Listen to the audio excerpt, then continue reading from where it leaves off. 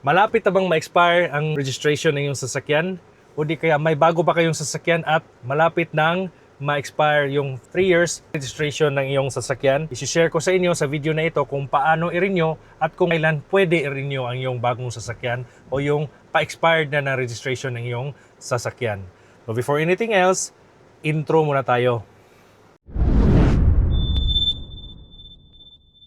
Last November 2022, nabili itong sasakyan na ito. Na-release siya November 2022. Kapag bago na sasakyan, meron siyang 3 years na registration sa LTO. So November, expire 2025 kasi 3 years na.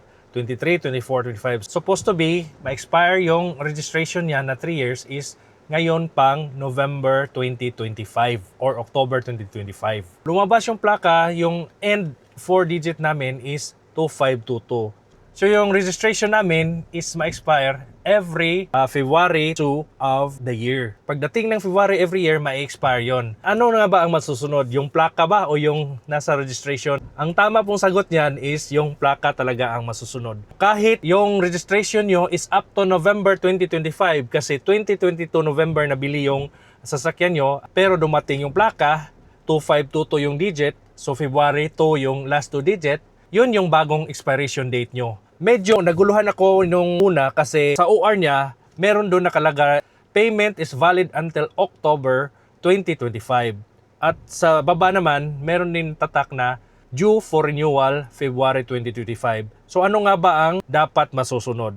Yung dapat masusunod syempre yung plaka na. Sa nabayaran natin na hanggang October 2025.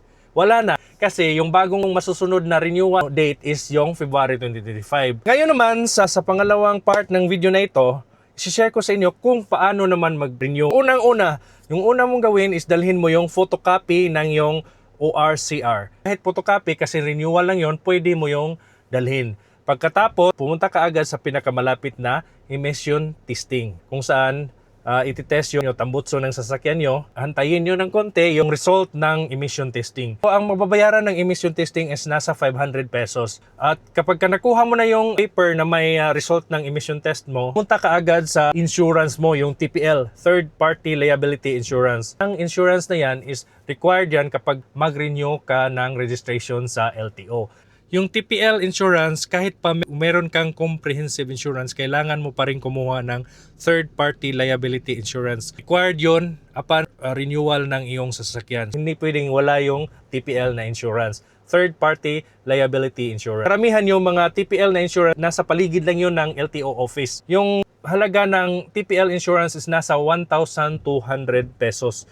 Pero yung pinabayaran sa amin, since may discount daw, is 950 pesos lang. After that, pumunta sa insurance, kukunin yung ORCR mo na photocopy, pati yung emission testing, i-staple nila, kasama yung insurance na paper, dadalhin mo na yon sa loob ng LTO office. Pumunta ka sa evaluator na window.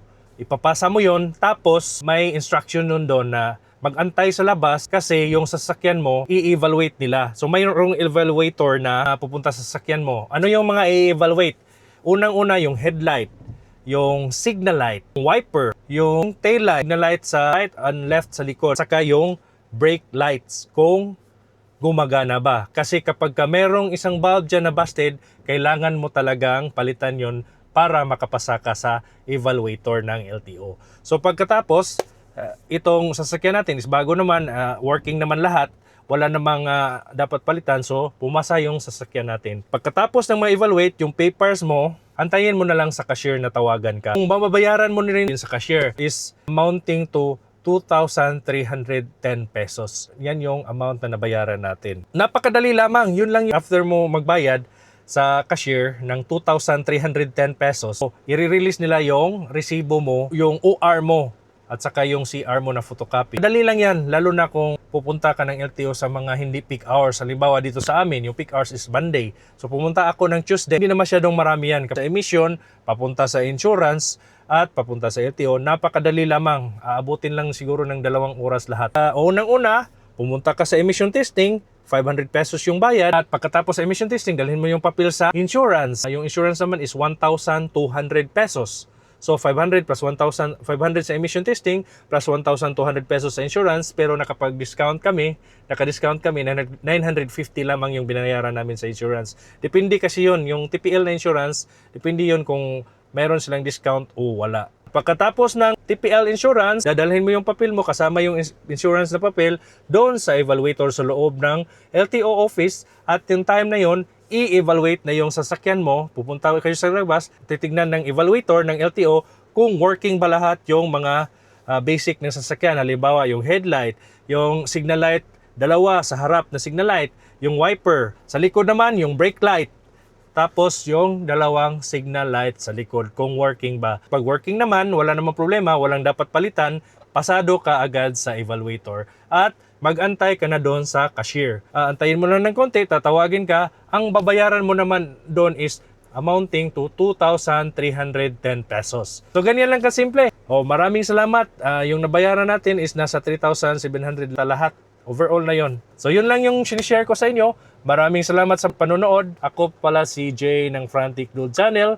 At peace to all. Bye-bye!